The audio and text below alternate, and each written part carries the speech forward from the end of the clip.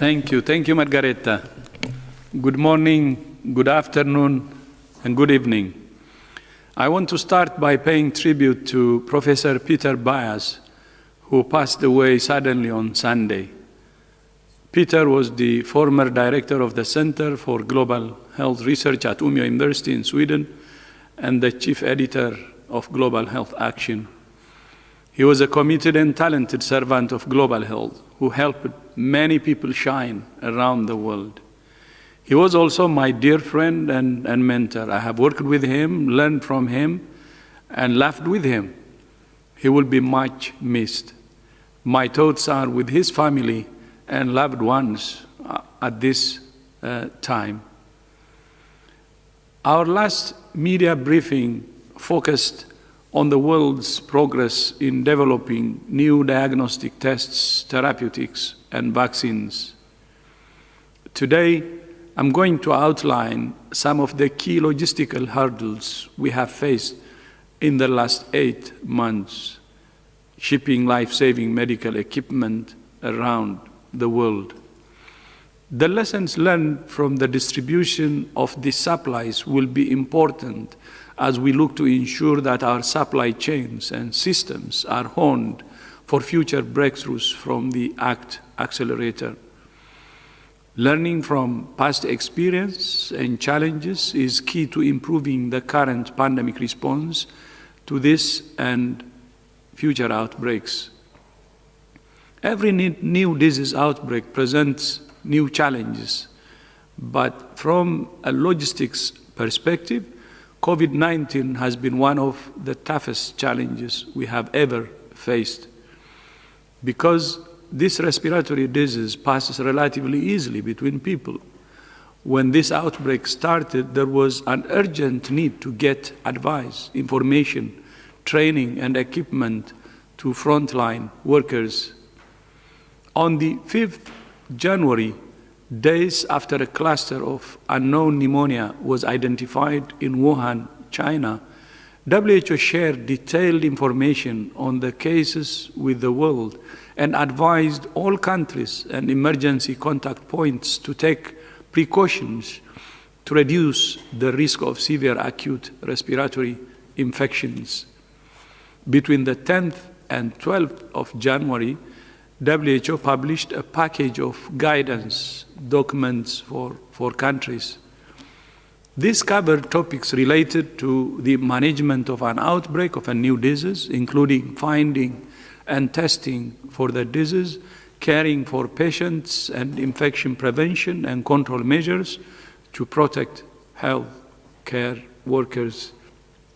By the second week of January, China had mapped the genome and shared it with WHO and with wider world.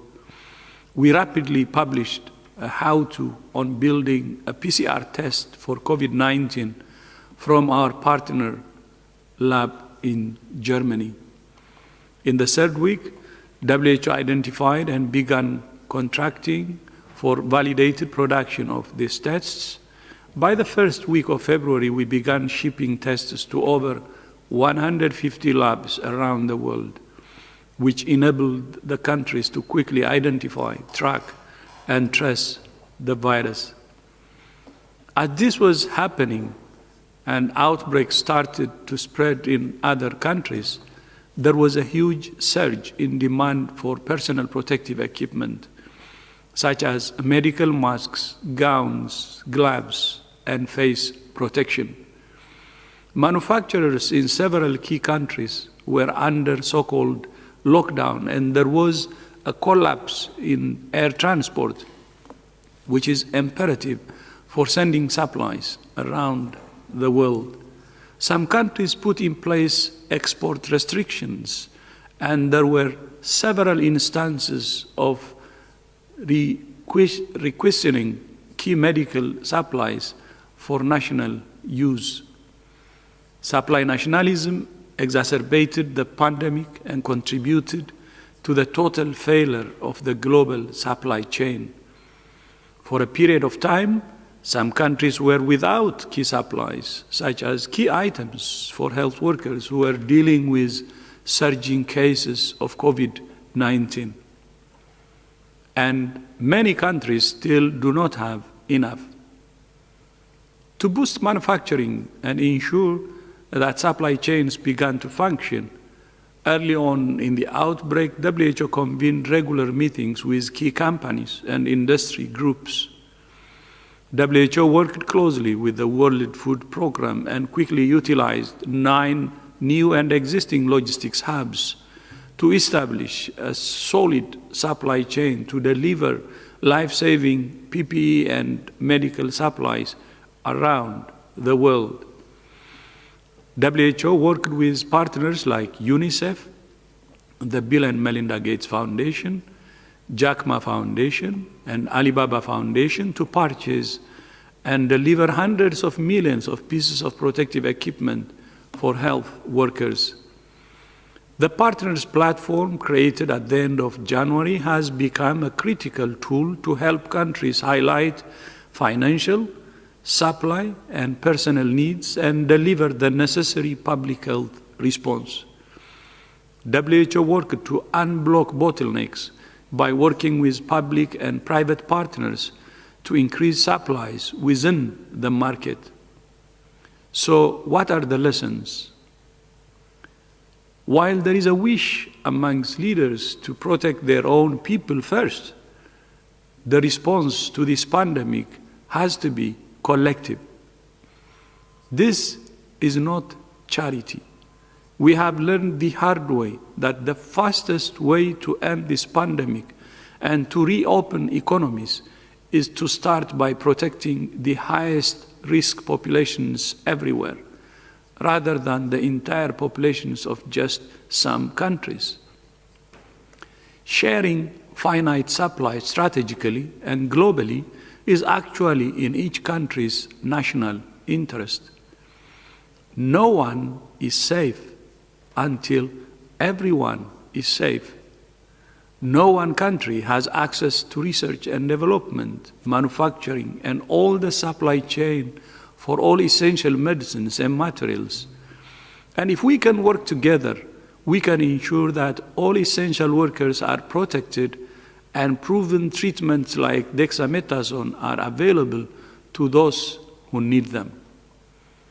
With PPE and tests, a collaboration between the public and private sectors meant supply was increased in order to support fair and equitable use of scarce products. As new diagnostics, medicines, and vaccines come through the pipeline, it's critical that countries don't repeat the same mistakes. We need to prevent vaccine nationalism. And for this reason, WHO is working with governments and the private sector to both accelerate the science through the ACT Accelerator and ensure that new innovations are available to everyone, everywhere, starting with those at highest risk. Since May, WHO has been in extensive consultations to develop a new framework to guide fair and equitable access to diagnostics, therapeutics, and vaccines for COVID-19 across all countries. These cross-cutting principles are key to the promotion of equitable access and fair allocation of these essential health products for the greatest impact globally. For example, once a successful vaccine has been identified, WHO's Strategic Advisory Group will provide recommendations for their appropriate and fair use. The allocation of vaccines is proposed to be rolled out in 2 phases. In phase 1, doses will be allocated proportionally to all participating countries simultaneously to reduce overall risk. In phase 2, consideration will be given to countries in relation to threat and vulnerability. Frontline workers in health and social care settings are prioritized as they are essential to treat and protect the population and come in close contact with high mortality risk groups. Initial data has shown that adults over 65 years old and those with certain comorbidities are at the highest risk of dying from COVID-19. For most countries, a phase 1 allocation that builds up to 20% of the population would cover most of the at-risk groups. If we don't protect these highest risk people from the virus everywhere, and at the same time, we can't stabilize health systems and rebuild the global economy. This is what the first crucial phase of the vaccine allocation mechanism aims to do. We are all so interconnected. As a small example, vaccine developed in one country may need to be filled in vials with stoppers that are produced in another, using materials for the high-grade glass that's only available from yet another country. We will need to quickly manufacture billions of doses to reach all those who need the vaccine, which means hundreds of millions of glass vials and ways to transport them effectively. All this means elite planning at the highest level is needed right now to prepare to vaccinate and treat the world as new technologies come down the pipeline.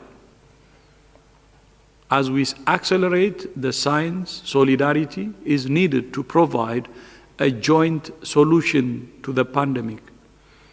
The COVAX Global Vaccines Facility is the critical mechanism for joint procurement and pooling risk across multiple vaccines, which is why today I sent a letter to every member state encouraging them to join the COVAX facility.